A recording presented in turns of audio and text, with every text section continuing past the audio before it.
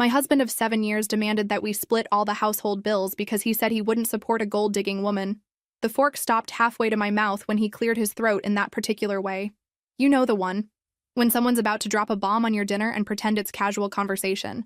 So, I've been thinking, he said, not looking up from his perfectly seasoned chicken that I'd spent an hour preparing.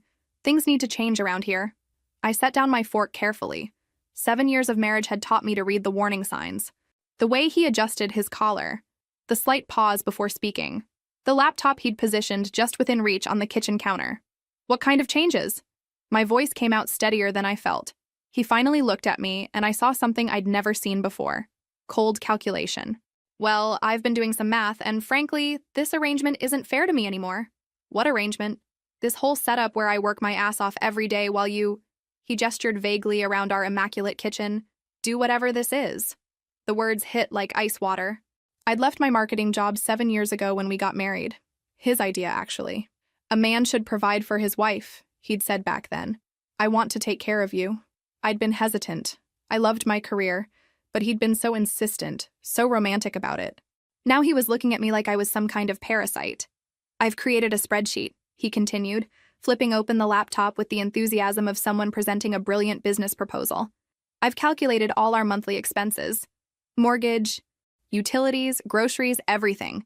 From now on, we're splitting it 50-50. The screen showed a detailed breakdown of our life reduced to numbers. Mortgage, £2,947. Utilities, $340. Groceries, $580. Insurance, $420.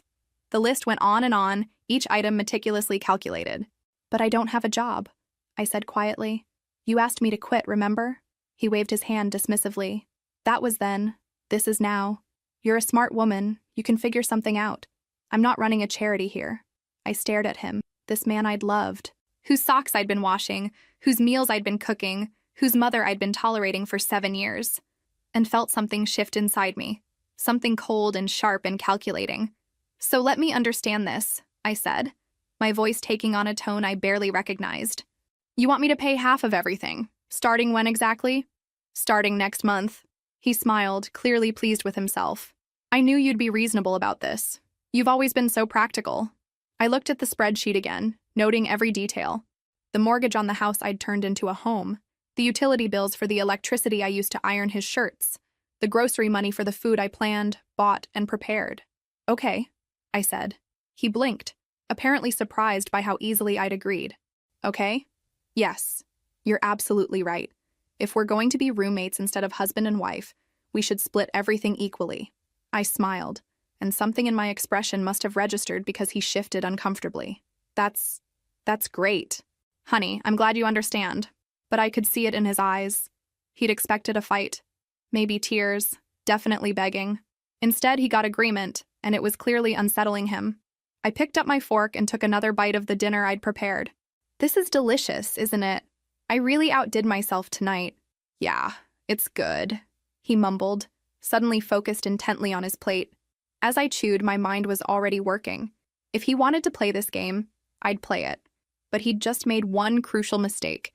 He'd assumed I was the same woman who'd agreed to quit her job 7 years ago. He had no idea what he'd just unleashed. The next morning, I woke up at my usual time, 6:30. But instead of padding to the kitchen to start the coffee and lay out his clothes for work, I rolled over and went back to sleep. At 7:15, I heard his alarm go off. Then again at 7:25. By 7:30, I could hear him stumbling around the bedroom, clearly confused by the absence of his usual routine. Honey? His voice drifted from the kitchen. Where's the coffee? I pulled my pillow over my head and smiled. Let the games begin. 20 minutes later, he was back in the bedroom, half-dressed and agitated. What's going on? There's no coffee, no breakfast, and I can't find my blue shirt anywhere. I stretched lazily and looked at him with innocent confusion. Good morning to you too. What's wrong? What's wrong? It's almost 8 o'clock and nothing's ready. Ready for what? I sat up, genuinely puzzled by his distress. Oh, you mean your stuff? But sweetheart, remember what you said last night? We're splitting everything 50-50 now. That means we each handle our own responsibilities. His mouth opened and closed like a fish. But you always make coffee. I make coffee for myself. You're welcome to make your own. I swung my legs out of bed and headed for my closet. Your blue shirt is in the laundry room. By the way, In the dirty clothes basket where you left it 3 days ago. But you always do the laundry. I do my laundry. Your clothes are your responsibility now. I pulled out a beautiful dress I hadn't worn in months, something I used to save for special occasions that never came. This arrangement was your idea, remember? Equal partners, equal responsibilities. I could practically see the gears grinding in his head as he tried to process this new reality. He'd wanted a business arrangement, and I was giving him exactly that. "This is ridiculous," he muttered, stomping toward the laundry room. "You're being petty." "I'm being practical," I called after him. "Just like you said I was." While he crashed around looking for clean clothes, I made myself a single cup of coffee in my favorite mug, the one he usually grabbed because it was bigger. I scrambled one egg, toasted one slice of bread, and sat down to eat in peaceful silence. He reappeared 20 minutes later in a wrinkled shirt that didn't match his pants, his hair still messy because he couldn't find the hair product I usually set out for him. "You look nice," I said pleasantly. "Very authentic." He grabbed his keys with unnecessary force. "This is insane. I'm going to be late for work." "Traffic's pretty bad around this time," I agreed. "You might want to leave a few minutes earlier tomorrow. Oh, and don't forget to pick up milk on your way home. We're out." "Pick up milk? That's your job." I looked at him with genuine surprise. "My job? I thought I didn't have a job, remember? Besides, you drink milk too. If you want it in the house, you'll need to contribute to making that happen." The look on his face was priceless, like he was finally understanding what 50-50 actually meant. After he left, slamming the door hard enough to rattle the windows, I sat back down with my coffee and pulled out my phone. Time to do some research. I started with my old LinkedIn profile, dormant for 7 years but still there. Then I opened a new document and began making lists. My skills, my contacts, my options. At the bottom of the page, I wrote, "Day 1 of independence." The house felt different without the weight of his expectations. Lighter somehow. For the first time in years, I wasn't rushing to complete his to-do list before he got home. Instead, I was making my own. 2 weeks into our new business arrangement, I discovered just how expensive 50-50 could be for him. I was folding my laundry when I noticed my favorite white blouse had turned a lovely shade of pink. Not the romantic blush pink you might choose deliberately, but the tragic pink that happens when someone throws a red sock into a white load. I found him in the living room, sprawled on the couch watching sports highlights. "We have a problem," I announced, holding up the ruined blouse. He barely glanced away from the TV. "What now?" "You damaged my property. This blouse cost $95 and now it's unwearable." "It's just a shirt," he shrugged. "Throw it out." "I will. Right after you reimburse me for it." That got his attention. "Reimburse you? For what?" "Property damage. You put your red gym shirt in with my whites despite the clear laundry basket separation system I established. Your negligence? Your responsibility." I pulled out my phone and showed him a screenshot of the blouse from the store's website. $95. "This is insane. We're married. We're business partners now, remember? And business partners compensate each other for damages." I sat down across from him with my most reasonable expression. "Unless you're suggesting we go back to the old arrangement where we share everything?" The trapped look on his face told me everything I needed to know. "Fine," he muttered. "I'll pay for your stupid shirt." "Thank you, I'll take cash." Over the next few days, I implemented a comprehensive damage assessment system.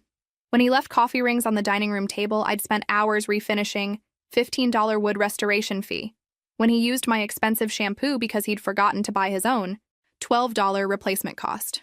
When he ate the last of the Greek yogurt I'd specifically bought for my breakfast, $7.38, plus inconvenience fee for the extra trip to the store. I kept meticulous records in a little notebook I'd labeled partnership expenses. The breaking point came on a Thursday afternoon. I'd left work early from the part-time consulting job I'd finally landed and came home to grab some files I'd forgotten. As I approached the front door, I could hear him talking on the phone. "I know it's been tough, babe, but I'm working on it. The whole splitting expenses thing is going better than I expected." No, she's not suspicious at all. She actually agreed to it right away. "Yeah, I should be able to send you more money starting next month." I stood frozen on my own doorstep, key halfway to the lock. "I know you're struggling since the divorce, and I promised I'd take care of you. Look, once I get her to start paying half of everything, I'll have way more money to help with your rent and the kids' stuff." The pieces clicked into place with sickening clarity. This wasn't about fairness or equal partnership. This was about funding his ex-girlfriend's life while keeping his wife as unpaid household labor. "She's been playing housewife for 7 years.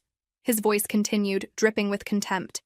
It's about time she contributed something real. Besides, what's she going to do? Leave? She hasn't worked in years. She needs me more than I need her. I backed away from the door, my hands shaking with rage.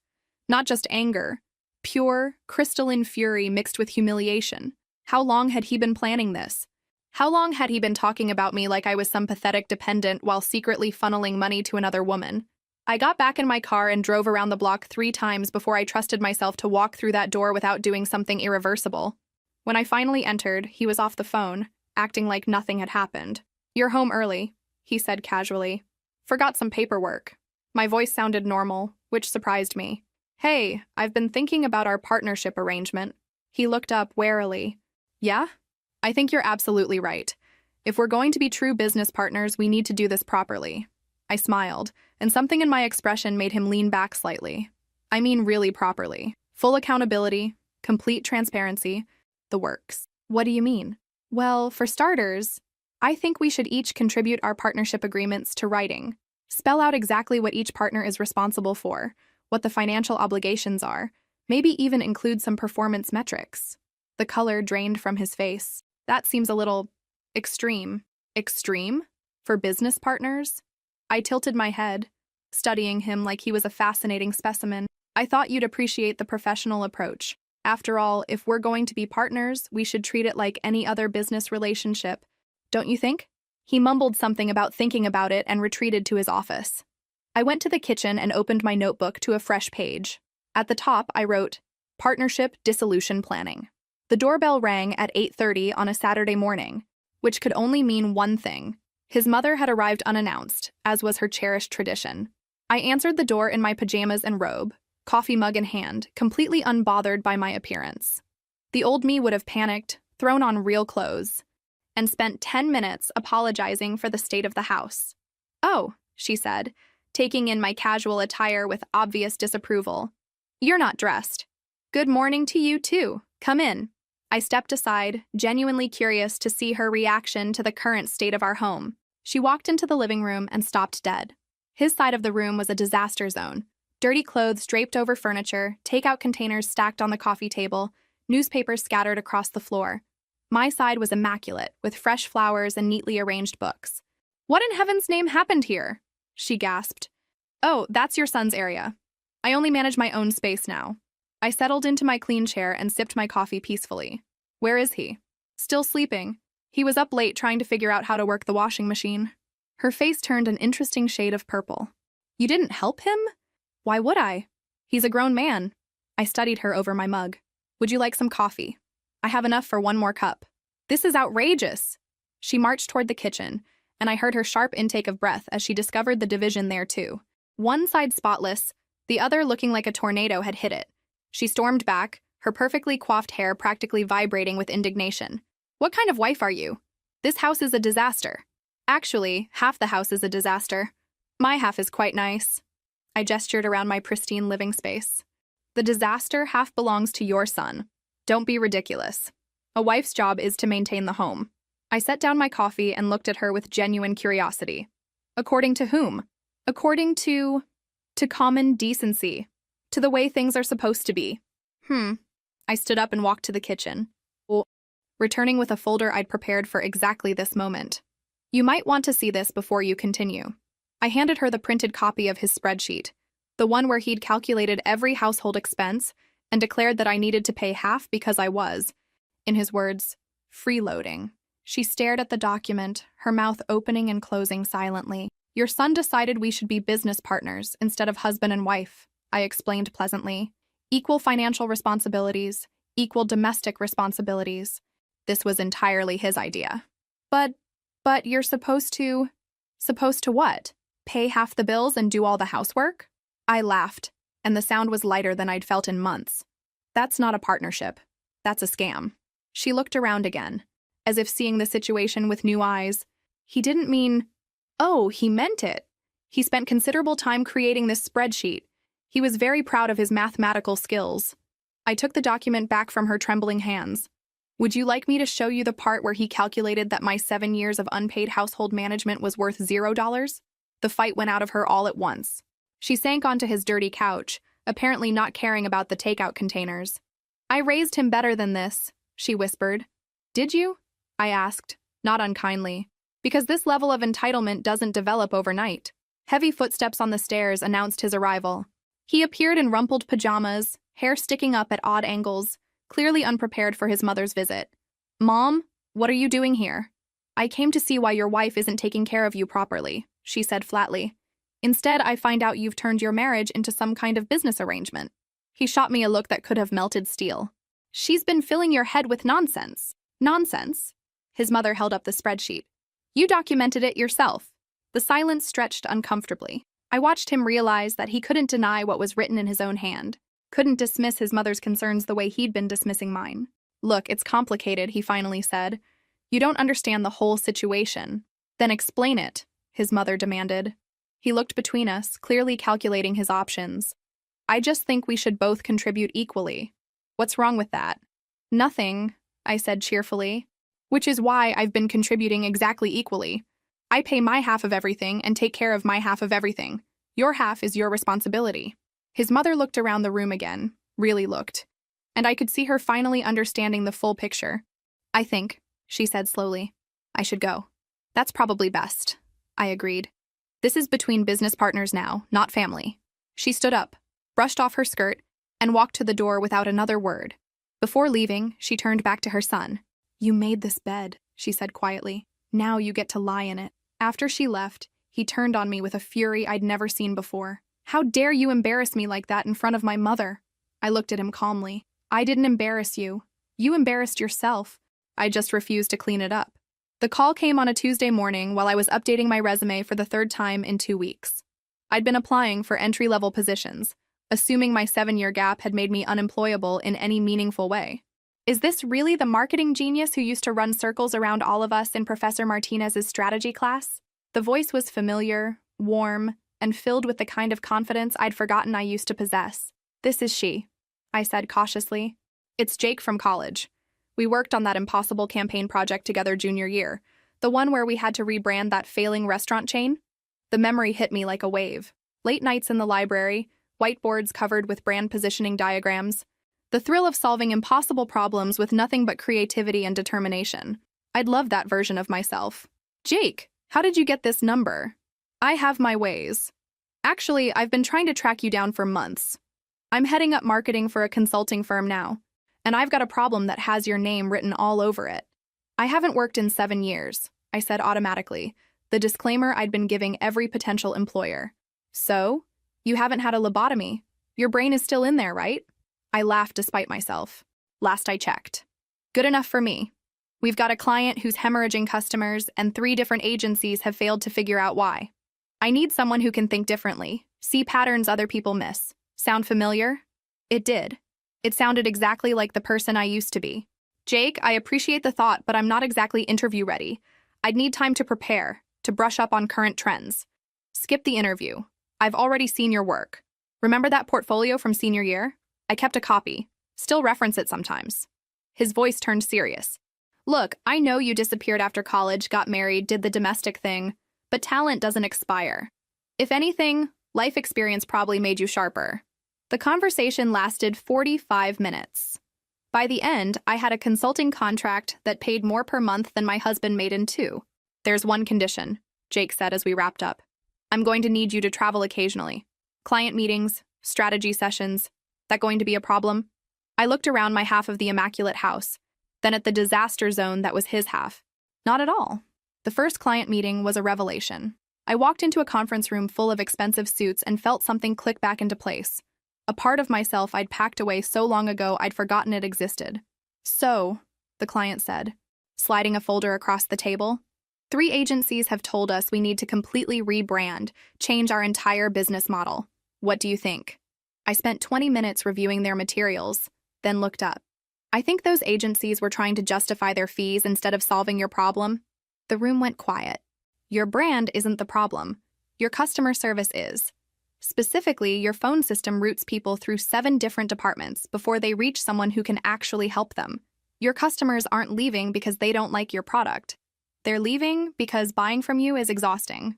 I spent the next hour walking them through a complete customer journey analysis I'd improvised on the spot. By the time I finished, the CEO was taking notes. "This is exactly what we needed," he said. "When can you start?" Jake walked me out afterward, grinning like he'd won the lottery. "That was brilliant. Absolutely brilliant. I'd forgotten how good you were at cutting through the noise." "I'd forgotten too," I admitted. He stopped walking and looked at me seriously. "Can I ask you something? Why did you stop? You were the most ambitious person in our graduating class. I always figured you'd end up running your own agency by now." The question hit harder than I expected. "I got married. My husband wanted me to focus on the home. And you wanted that too?" I opened my mouth to give the automatic response I'd been giving for 7 years, that it had been my choice, that I'd wanted to be a supportive wife. But standing there in my professional clothes, fresh from solving a problem that had stumped 3 established agencies, I couldn't make the words come.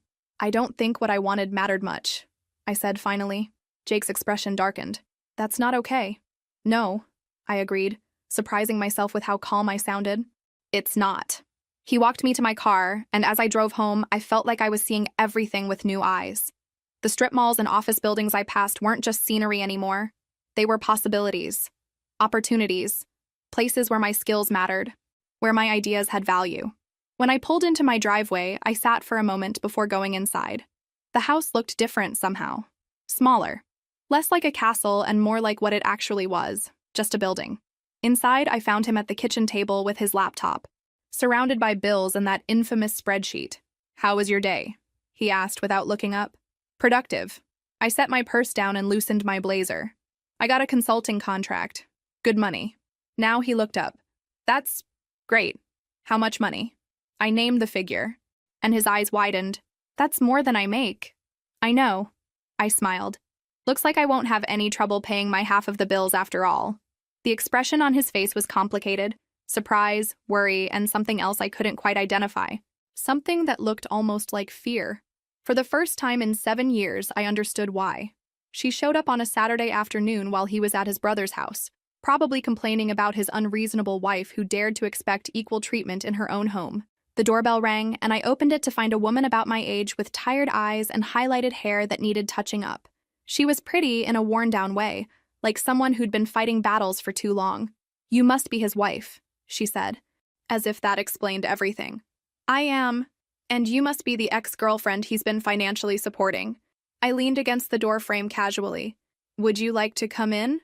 Her confident expression faltered. What?" "Come in," I repeated, stepping aside. "We should talk." She followed me into the living room, clearly thrown by my calm demeanor. I could practically see her recalibrating, trying to figure out why I wasn't screaming or throwing things. "Look," she started, perching nervously on the edge of the couch. "I know this is awkward, but I'm worried about him. He's been so stressed lately, and I think you don't understand how hard he works." "Oh, I understand perfectly." I settled into my chair with a cup of tea I'd been drinking when she arrived. "He works very hard to maintain 2 households on one salary." The color drained from her face. "I'm sorry? He's been sending you money, hasn't he? That's why he suddenly decided we needed to split all our expenses 50-50. More money for him means more money for you." She started to deny it, but I held up my hand. "Before you waste energy on lies, you should know I've seen the evidence." I walked to my desk and pulled out a folder I'd prepared weeks ago. Bank statements with highlighted transfers, screenshots of text messages I'd found on the phone bill, credit card charges to a florist in her neighborhood. "February 14th, I said, pointing to one charge. "Roses delivered to your address. March 23rd, money transfer for $400 with the memo rent help. April 15th, another transfer for $600 with the memo kids need shoes." She stared at the papers like they might catch fire. "How did you get these?" "I'm not stupid, despite what both of you apparently think." I sat back down, watching her face cycle through shock, embarrassment, and something that might have been admiration. "He said you didn't know," she whispered. "He said a lot of things, that I was lazy, that I contributed nothing, that I was lucky he kept me around." I sipped my tea calmly. "Did he mention that I've been running his household for 7 years without pay while he convinced me I was worthless?" Her mouth opened and closed silently. "Here's what's interesting," I continued conversationally. "You're not the villain here. You're just another woman he's manipulating. He told you I was some kind of gold digger, didn't he? Made you think you were saving him from a terrible marriage?" She nodded reluctantly. "Just like he made me think I was lucky to have a man who wanted to take care of me. Just like he probably told his first ex-wife that she was the problem too. First ex-wife? Her voice was barely audible. Oh yes. Did he not mention her? Interesting. I leaned forward slightly. Let me guess. He told you that you were different from all the other women who didn't understand him? The recognition in her eyes was painful to watch. He has a pattern, I said gently. Find a woman who needs something. Security, financial help, validation, promise to provide it, then slowly make her believe she's the problem when things go wrong. But he loves me, she said, though her voice lacked conviction. Does he? Or does he love having someone who depends on him? I pulled out one more document, a printout of his call logs. Look at this. Every time he calls you is when he's angry with me. You're not his girlfriend. You're his emotional escape valve. She studied the evidence, and I could see the exact moment when everything clicked into place. Oh God, she breathed. I'm such an idiot. No, you're not. You're a single mother trying to survive, and he offered you a lifeline. That doesn't make you stupid. It makes you human. We sat in silence for a moment, two women who'd been played by the same man in different ways. What are you going to do? She asked finally. I'm going to stop paying for his games, both literally and figuratively. I gathered up the papers. What are you going to do? She looked around my beautiful home, the home I'd created and maintained while believing I was worthless. And something hardened in her expression. I'm going to stop taking his money, she said firmly. I've been applying for better jobs anyway. I don't need his charity. Good for you. She stood up, then paused at the door. Aren't you angry? At me, I mean? I considered the question seriously. A month ago, I would have been furious. I would have blamed you for everything, probably would have fought to win him back. I smiled, and it felt genuine. Now I just feel sorry for whoever he targets next. After she left, I poured myself a glass of wine and sat in my perfectly organized living space. For the first time in months, I felt completely at peace. I'd spent 7 years believing I needed to fight for scraps of affection from a man who was giving the best parts of himself to someone else. Now I understood the truth. There were no best parts. There was just manipulation, skillfully applied to whoever was most vulnerable. The most empowering part wasn't exposing him. It was realizing I didn't want to win him back. I wanted something so much better. The legal papers arrived on a Thursday morning, delivered by a courier who looked apologetic about the whole thing. I signed for them with the same calm I'd been cultivating for months, then sat at my kitchen table to read what my husband thought was his nuclear option.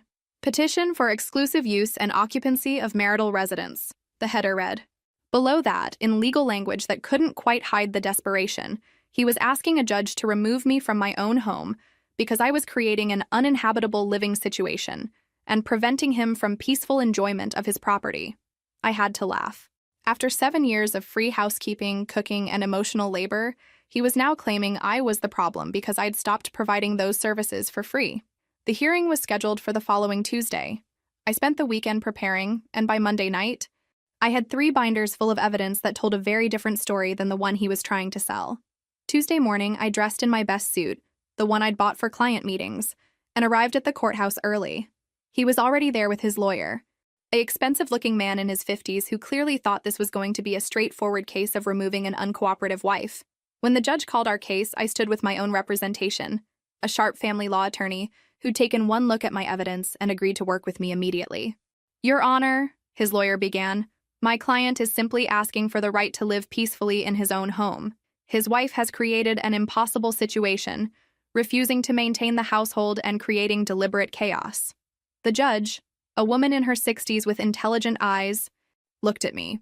How do you respond to these allegations? My lawyer stood. Your Honor, we have extensive documentation that tells the complete story. Mrs. He glanced at me and I nodded. Has maintained detailed records of the marital arrangement her husband demanded. We presented everything chronologically. The original spreadsheet where he calculated that my 7 years of household management was worth nothing. Bank records showing money transfers to his ex-girlfriend. The written log I'd kept of every time he'd expected me to clean up after him, while simultaneously demanding I pay half of everything. Furthermore, my lawyer continued, Mrs. has been gainfully employed for the past 2 months and is fully capable of meeting her financial obligations. The issue isn't her inability to contribute. It's her husband's expectation that she should pay equally while providing all domestic labor for free. The judge studied the documents for what felt like an eternity. When she finally looked up, Her expression was not sympathetic to his cause. "Let me make sure I understand this correctly," she said to his lawyer. "Your client decided unilaterally that his wife should pay 50% of all household expenses, despite having been out of the workforce for 7 years at his request." "Well, Your Honor, circumstances change." "Indeed they do." The judge's voice was dry. "And it appears circumstances have changed in ways your client didn't anticipate." She turned to him directly. "Sir, did you create this spreadsheet?"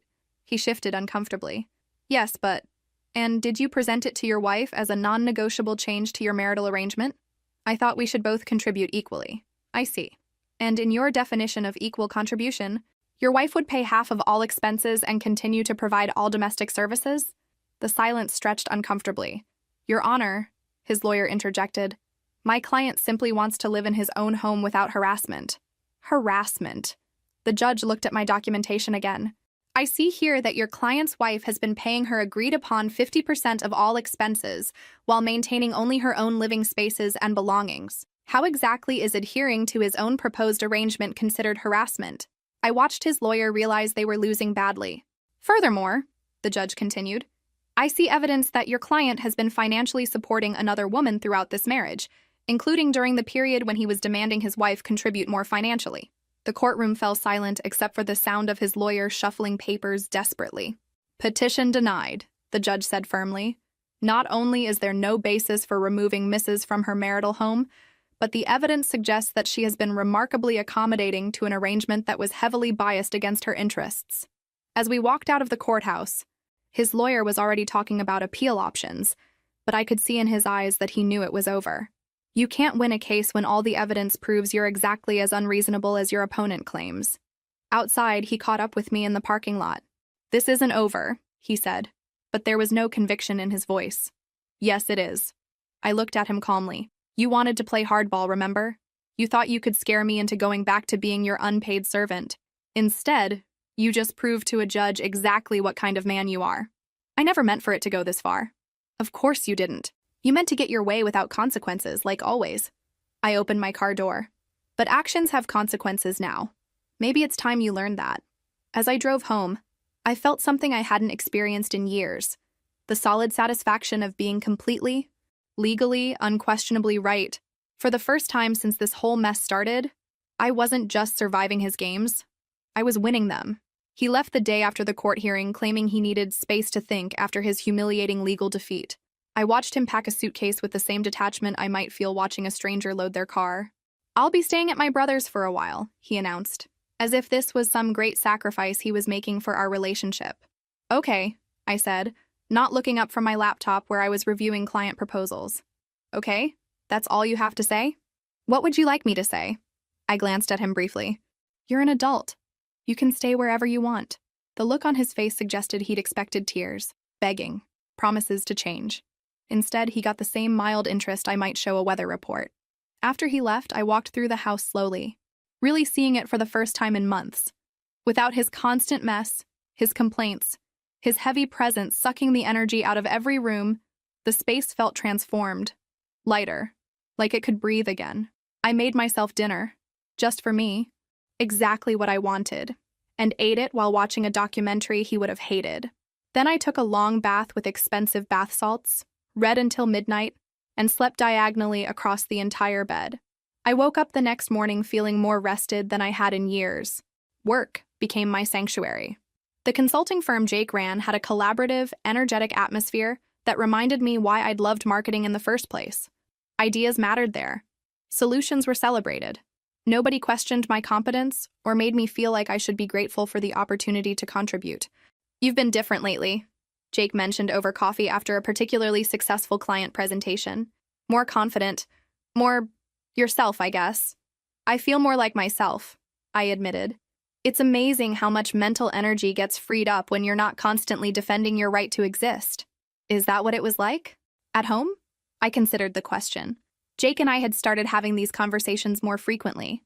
Honest talks about life, dreams, the paths we'd taken, and the ones we wished we had. He was a good listener, never offering unwanted advice or trying to fix things that weren't his to fix. "It was like living with a critic who never took a day off," I said finally. "Everything I did was wrong, insufficient, or somehow selfish. I spent so much energy trying to anticipate his complaints that I forgot I was allowed to have opinions of my own. That sounds exhausting. It was. I didn't realize how exhausting until it stopped. Jake studied me over his coffee cup. Are you happy? I mean, really happy? The question surprised me with its directness. Yes, I said, and meant it. For the first time in years, I'm actually happy. Good. You deserve that. That evening, I did something I hadn't done in ages. I called my sister, the one who'd stopped visiting because she couldn't stand watching what I'd become. I was wondering when you'd finally call, she said without preamble. I heard through the grapevine that you'd grown a spine. News travels fast. Are you kidding? The whole family's been waiting for you to wake up. We just didn't know how to tell you without making things worse. We talked for 2 hours, and I realized how much I'd missed her wit, her honesty, her complete intolerance for self-pity. By the end of the call, we'd made plans for her to visit the following weekend. Fair warning, she said before hanging up. I'm bringing wine and terrible movies, and we're going to dissect every bad decision you've made for the past 7 years. I can't wait. The house felt different with him gone. Not empty, spacious. I rearranged furniture, hung artwork I'd been meaning to display, played music as loud as I wanted. I cooked elaborate meals just because I enjoyed cooking when it wasn't an obligation. I started a garden in the backyard, something I'd always wanted to do, but never found time for when every moment was dedicated to maintaining his comfort. 3 weeks into his absence, he called. I think I've had enough space, he announced, as if he'd been doing me a favor. I'll be home tomorrow. This is your home too, I said neutrally. You don't need my permission to be here. Right, good. I'm glad you're being reasonable about this. Reasonable. I almost laughed. He still thought this was about him teaching me a lesson, that his absence was punishment I should be eager to see end. He had no idea that his leaving had been the best 3 weeks I'd had in years. I'll see you tomorrow then, I said, and hung up before he could say anything else. I spent that evening looking around my peaceful, organized, joyful home and preparing myself for the return of chaos. But something had fundamentally changed during his absence. I'd remembered who I was without him, and that person was someone I actually liked. Whatever happened next, I wasn't going back to being the woman who'd accepted crumbs and called it a feast. He came home looking like a man who'd been hit by a truck. Gone was the cocky confidence he'd worn when he left. Instead, he dragged himself through the front door like someone carrying invisible weights. I was in the kitchen, preparing dinner for one, when he appeared in the doorway. His clothes were wrinkled, his eyes were red-rimmed, and he had the general appearance of someone who hadn't been sleeping well. We need to talk, he said without preamble. About what? I continued chopping vegetables, not bothering to look up. About us. About this whole mess. He slumped into a chair at the kitchen table, the same spot where he'd presented his infamous spreadsheet months ago. I've been doing a lot of thinking. That's nice. She left me, he said quietly. Said she didn't want to be with someone who treated his wife the way I treated you. I paused my chopping for just a moment, then resumed. How unfortunate for you. That's it? That's all you have to say? I set down my knife and finally looked at him. What I saw was a broken man, but I felt nothing. No satisfaction, no pity, no anger. Just a vast, echoing emptiness where my feelings for him used to live. What would you like me to say? That I'm sorry she finally saw who you really are? That I'm pleased you got a taste of your own medicine? I shrugged. I honestly don't care enough about your relationship with her to have an opinion. He flinched like I'd slapped him. How can you be so cold? Cold? I considered this. I'm not cold, I'm just done. Done with what? Done with caring about your feelings while you ignore mine. Done with making your problems my responsibility. Done with accepting scraps and calling it love. I turned back to my cooking. I'm done with you. The silence stretched between us, heavy with the weight of 7 years of accumulated resentment and disappointment. I want to fix this, he said finally. I know I screwed up. I know I hurt you. But we can work through this, right? People change. I can change. I laughed, and the sound surprised both of us. It wasn't bitter or angry, just genuinely amused by the absurdity of the situation. Do you remember what you said when you wanted me to quit my job? I asked. What does that have to do with anything? You said a real man takes care of his wife. You said you wanted to provide for me, protect me. You made it sound romantic, noble even. I moved to the stove, still not looking at him. Do you remember what you said when I told you I missed working? He was quiet. You said I was being selfish, that a good wife supports her husband's dreams instead of chasing her own fantasies. You made me feel guilty for wanting something beyond your kitchen. I was wrong about that. Were you? Or are you just saying that because your backup plan fell through? I turned to face him fully. Because the thing is, I don't think you were wrong back then. I think you meant every word. Just like you meant every word when you called me a freeloader who needed to start paying her fair share. But you've learned that actions have consequences. That's not the same as changing who you are, fundamentally. I leaned against the counter, studying him like a specimen under a microscope. You didn't want to fix our marriage when you were getting everything you wanted from it. You want to fix it now because you're getting nothing. That's not true, isn't it? When I was doing all the housework and asking for nothing in return, was our marriage broken then? He opened his mouth, then closed it. When I was managing your entire life while you sent money to another woman, was that something that needed fixing? You don't understand the situation with her. Oh, I understand perfectly. She was your escape valve. When you were frustrated with me for being human instead of a perfect domestic appliance, you had somewhere else to put your attention. Someone who made you feel like a hero instead of holding you accountable. I walked to the table and sat across from him, close enough to see the panic starting to creep into his eyes. Here's what I think happened, I continued calmly. You got comfortable having two women competing for your attention. It made you feel powerful, important. But then I stopped competing, and she got tired of being with someone who treats women like disposable conveniences. Now you're alone, and suddenly our marriage is worth fighting for. I love you, he said desperately. I know I didn't show it, but I do love you. Maybe you do. In whatever way you're capable of loving someone. But here's the thing. I don't love you anymore. The words hung in the air between us, simple and final. I don't love the man who convinced me I was worthless while I made his life perfect. I don't love the man who called me a gold digger for wanting basic respect. And I definitely don't love the man who's only here because his plan B didn't work out. He stared at me like I was speaking a foreign language. But I can change, he said again, his voice cracking. I can be the man you need me to be. That's the problem, I said gently. I don't need you to be anything. I don't need you at all. I started packing the next morning while he was at work, methodically going through 7 years of accumulated life and taking only what was truly mine. It was surprising how little that turned out to be. My clothes, my books, my laptop, a few pieces of jewelry that had belonged to my grandmother. Everything else was either his or something we'd bought together back when together meant something. I was folding my last sweater when I heard his car in the driveway. He wasn't supposed to be home for hours, but apparently word travels fast when someone calls out of work to prevent their spouse from leaving.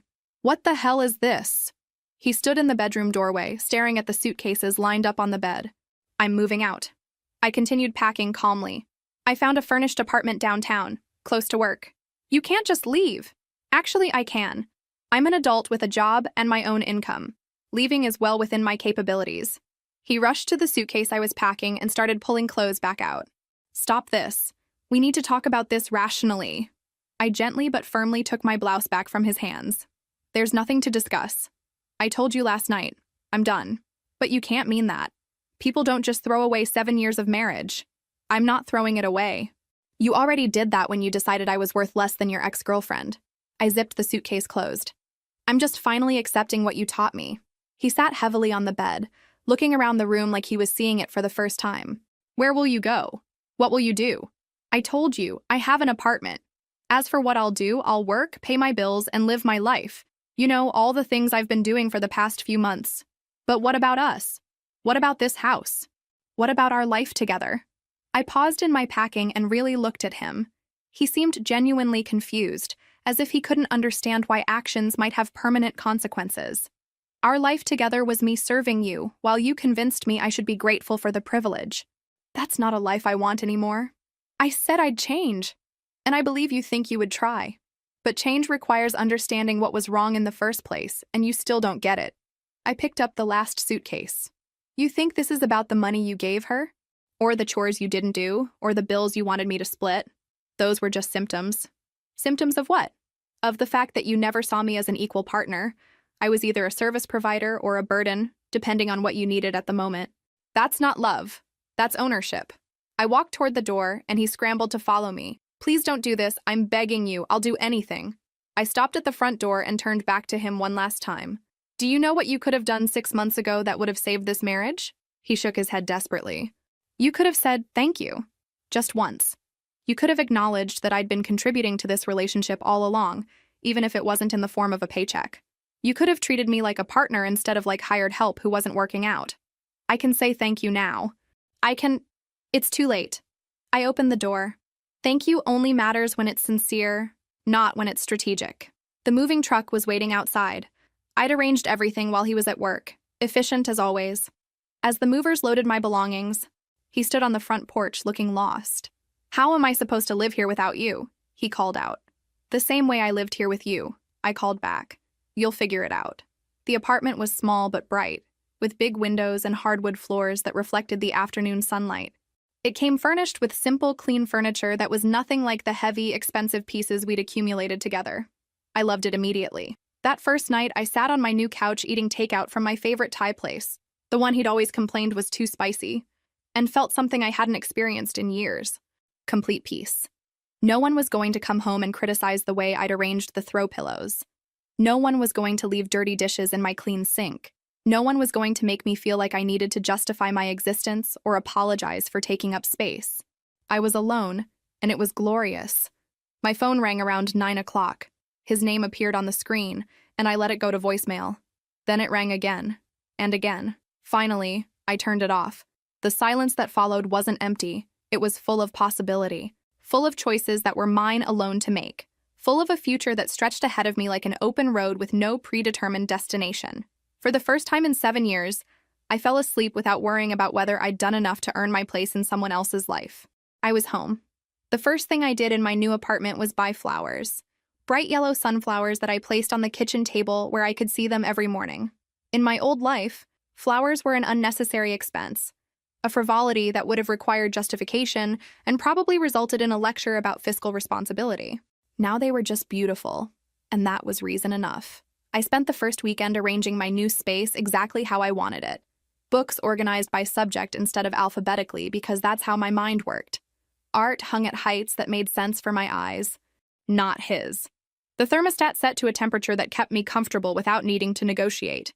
Every small decision felt revolutionary. Work became even more fulfilling. Without the constant underlying stress of managing someone else's emotions, I found myself taking on bigger challenges, proposing bolder solutions.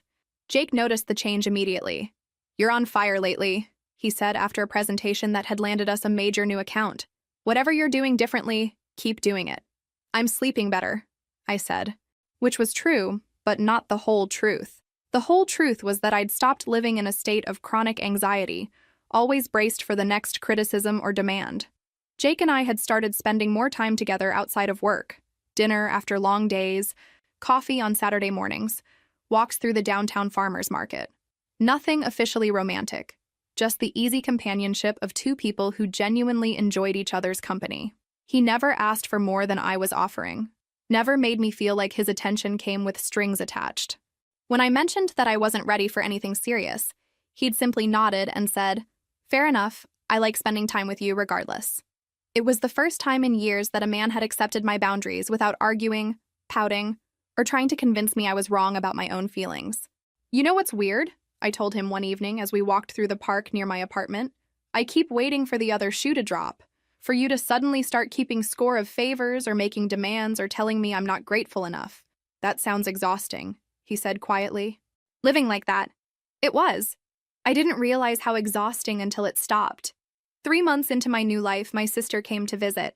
She walked through my little apartment with obvious approval, taking in the flowers, the books arranged just how I liked them, the general atmosphere of contentment. "You look different," she said over wine and takeout. "Younger somehow." "I feel younger, like I got my life back." "Are you dating Jake officially yet?" "We're taking it slow, really slow." I curled up in my favorite corner of the couch. It's nice not having to rush into anything. He's not going anywhere, and neither am I. Good for you. After 7 years of walking on eggshells, you deserve someone who lets you set the pace. My phone had stopped ringing weeks ago. The desperate voicemails had tapered off, then stopped entirely. I'd heard through mutual friends that he was struggling with basic household tasks, living off frozen dinners and wearing wrinkled clothes. Part of me had expected to feel guilty about this, but I didn't. His incompetence wasn't my emergency anymore. "Do you miss it at all?" my sister asked. "The marriage, I mean. Not him specifically, but the idea of it." I thought about the question seriously. I miss the marriage I thought we had in the beginning, the partnership I thought we were building. But that was mostly in my head anyway. The reality was me doing all the emotional labor while pretending we were a team. And now? Now I actually am free to build the life I want instead of constantly adapting to someone else's vision of what my life should look like. That night, after my sister had gone back to her hotel, I sat in my quiet apartment and made a list of everything I'd accomplished since leaving. The client accounts I'd secured, the friendships I'd rekindled, the hobbies I'd rediscovered, the simple pleasure of making decisions without having to justify them to anyone. At the bottom of the list, I wrote, "Learned that I don't need someone else to complete me. I was never incomplete." Jake texted around 10, asking how the visit with my sister had gone. We exchanged a few messages, easy and comfortable, before saying goodnight. No drama, no hidden meanings, no walking on eggshells trying to avoid saying the wrong thing. Just two people who enjoyed each other's company, building something at their own pace. As I got ready for bed, I caught sight of myself in the bathroom mirror. My sister was right. I did look younger. But more than that, I looked like myself again. The woman who used to have opinions, dreams, boundaries. The woman who used to know her own worth. She'd been there all along, just buried under years of being told she was asking for too much by wanting basic respect. I turned off the lights and settled into my comfortable bed, listening to the sounds of the city outside my window. Tomorrow would bring new challenges, new opportunities, new choices that were entirely mine to make. For the first time in years, I couldn't wait to see what came next. 6 months later, he appeared in the lobby of my office building like a ghost from a life I'd almost forgotten. I was coming back from lunch when I saw him sitting in one of the reception chairs, cleaned up and wearing a suit that actually fit properly. "Could we talk?" he asked, standing when he saw me. "Please, just 5 minutes." I looked at this man I'd once loved, once feared disappointing, once built my entire identity around pleasing, and felt nothing but mild curiosity about what had brought him here. 5 minutes, I agreed, leading him to a small conference room where we could speak privately. He looked nervous in a way I'd never seen before, like someone approaching a job interview for a position they desperately needed but probably wouldn't get. "You look good," he said, settling into the chair across from me. "Happy. I am happy.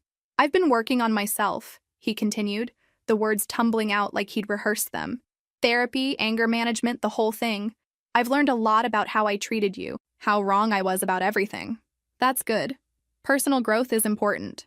I can cook now, really cook, not just microwave stuff. And I've been keeping the house clean, doing my own laundry. I even learned how to iron." He smiled hopefully. "I know that probably sounds pathetic, but I wanted you to know that I get it now. I understand what you were doing all those years." "Okay." My calm responses seemed to unnerve him. I could see him struggling to find the words that would create the reaction he wanted. "I miss you," he said finally. "I miss us. I know I don't deserve another chance, but I'm asking for one anyway. I can be the partner you needed me to be. I can be better." I studied his face, looking for any trace of the feelings that used to live there. The love, the hope, the desperate need for his approval. They were gone, replaced by something much more valuable, indifference. "I believe you," I said simply. "You do?" His face lit up with hope. "Yes. I believe you've learned to cook and clean and manage your own life. I believe you've gained some insight into how poorly you treated me. I even believe you're sincere about wanting to change." But it doesn't matter. The hope died in his eyes as quickly as it had appeared. 6 months ago, hearing you say these things might have meant something to me. A year ago, I would have been grateful just to hear you acknowledge that I'd been contributing to our relationship all along.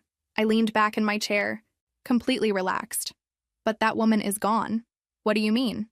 "I mean, I don't need you to validate my worth anymore. I don't need you to appreciate my contributions or treat me like an equal partner. I already know I'm valuable, with or without your recognition." He stared at me like I was speaking in code. "The person you want back, the woman who would be grateful for crumbs of respect, who would rebuild her entire life around your improved behavior, she doesn't exist anymore. I outgrew her. But if I've changed, you probably have, at least somewhat. But here's the thing you still don't understand. This was never really about you changing. It was about me realizing that I didn't need you to." I stood up, signaling that our conversation was over. "I have a life now that makes me genuinely happy. Work that challenges me, friends who respect me, choices that are entirely my own. I wake up every morning excited about the day ahead instead of anxious about what I might do wrong. But we could have that together now. We could be real partners." "We could be," I agreed, but I don't want to be. Not with you, not with anyone who I'd have to train to see my humanity. I'd rather be alone and happy than partnered and constantly proving my worth. He looked devastated, like someone who just realized they'd lost something irreplaceable. Is there anything I can say? Anything I can do? You can be happy for me, I said gently. You can understand that this isn't about punishment or revenge. It's about me choosing a life where I don't have to fight for basic respect. I walked him to the elevator, and as the doors opened, he turned back one last time. I really do love you, he said. I know you do, in whatever way you're capable of loving someone. But I love myself more now, and that makes all the difference. The elevator doors closed, and I watched the numbers light up as he descended back to whatever life he was building without me. I returned to my office, where Jake was waiting with coffee and the presentation materials for our 3 o'clock meeting. Everything okay? He asked, noting my thoughtful expression. Everything's perfect, I said, and meant it completely. That evening, I sat in my favorite corner of my apartment with a cup of tea and my journal, documenting the final chapter of a story that had taken me 7 years to finish writing. Outside my window, the city hummed with life and possibility. My phone buzzed with a text from Jake. Dinner tomorrow? There's a new place I think you'd love. I smiled and typed back. I'd like that. Not because I needed him, not because I was afraid of being alone, but because I genuinely enjoyed his company and chose to share my time with him. The difference was everything. I closed my journal and looked around my small, perfectly arranged apartment. Every item in it was there because I wanted it there. Every choice, from the sunflowers on my table to the book on my nightstand, reflected my preferences and no one else's. 7 years ago, I'd believed that love meant making yourself smaller so someone else could feel bigger. I'd thought partnership meant erasing your own needs to better serve someone else's. Now I understood that real love, for yourself and others, required the exact opposite. It demanded that you show up as your full, authentic self, and refuse to accept anything less than the same in return. I'd learned that I didn't need someone else to complete me, because I had never been incomplete. I'd learned that being alone was infinitely better than being with someone who made me feel lonely. Most importantly, I'd learned that my worth wasn't up for negotiation. As I got ready for bed, I caught my reflection in the bathroom mirror one more time. The woman looking back at me was confident, content, and completely free. She knew exactly who she was and what she deserved. She was never settling for less again.